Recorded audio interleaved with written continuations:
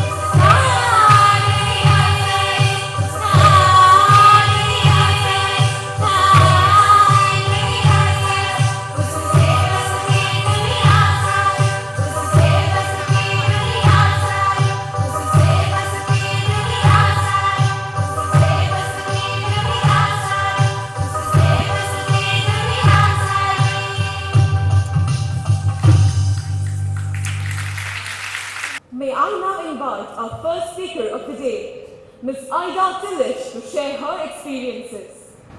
Thank you for the introduction. My name is Aida, and I'm also a mother of 2 kids. I have a 3 and a 5-year-old. And I think, particularly for us women, that is an important thing. Because one thing is to be leaders, but at the same time we also need to balance our work with our families. Some of you might think that leading an environmental NGO is sort of easy and laid back, with sometimes being called tree huggers. The truth is very far from that. As a non-profit, we need to raise every fill that we spend, and there's always pressure on finance. Moreover, it's a tough mission. While there's a lot of small conservation success stories, the overall picture is alarming. Globally, climate change is evident. Animals and places are lost. and habitats degraded at such fast rate it can be difficult at times to remain positive and optimistic. As a leader, that's a great challenge. You need people to focus, and it can be very challenging to make sure that your team keeps the hope when you are facing such a challenging situation. For me personally, it's never been such a big issue to be a woman. My focus has always been around being the best at what I do. Before I came to the Middle East, I worked in a very male-dominated industry in the UK, and it was all sort of middle-aged engineers. And in the beginning, I was not accepted at all. Quite frankly, people were really wondering what I was doing there. However, at the end, I was accepted, not because of my gender, but because I could do the job just as well as the males there, and at times much better. As women, there are additional challenges, as I mentioned in the beginning, particularly if we want to try to balance family with having a professional career. But it's possible if you opt for it.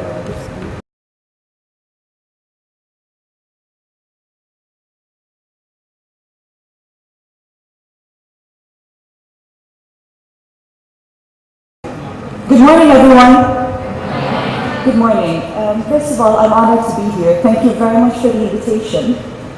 I was told I only have 8 minutes, but I'm hoping that whatever I tell you will be very beneficial to each and every member who's sitting here in the audience today.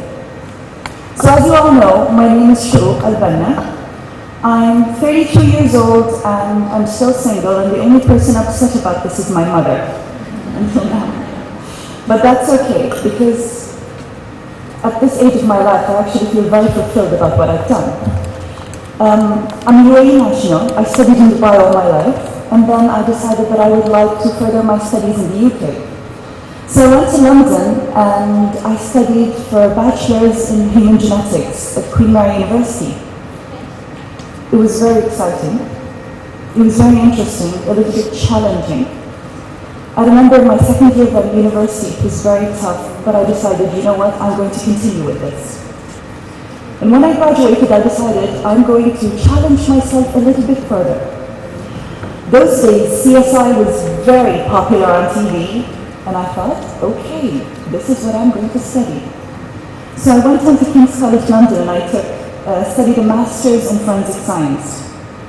Graduated, came back in 2006, and I started working in the genetics center in Al-Wasl Hospital.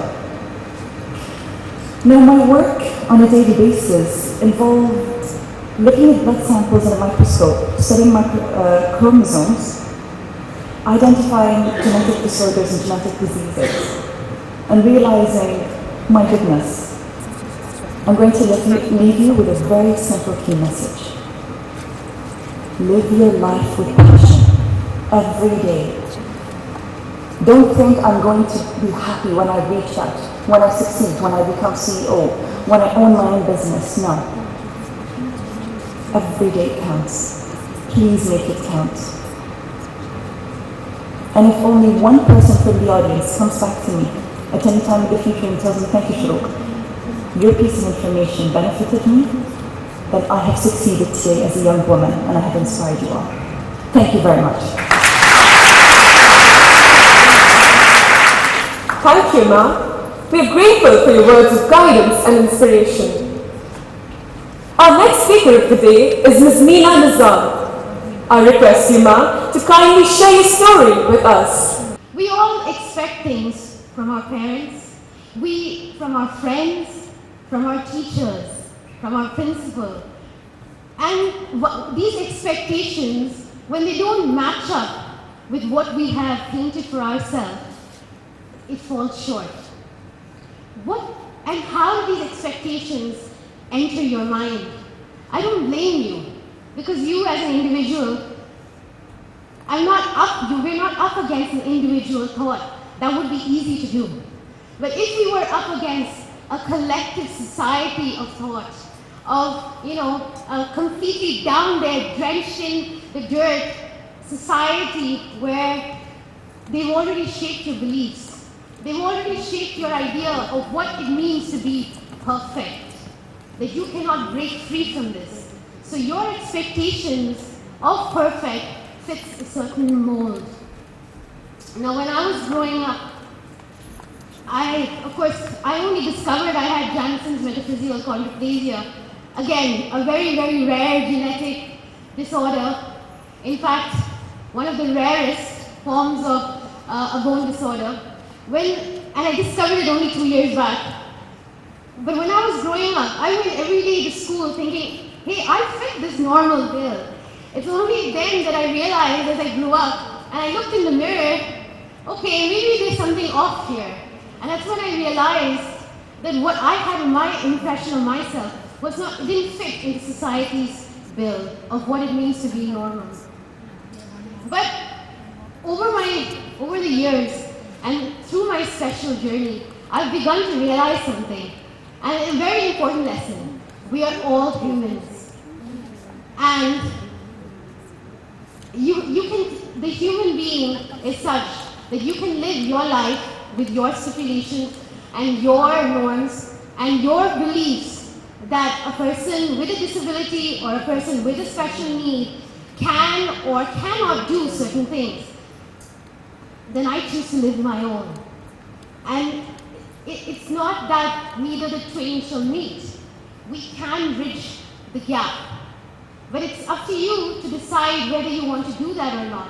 Whether you want to follow the bandwagon and put everybody into these very set compartments, or whether you want to break free, as Nishrut said, stretch out, reach out, and explore yourself, then you will find out that nothing, not even thoughts of an age-old society can hold you back.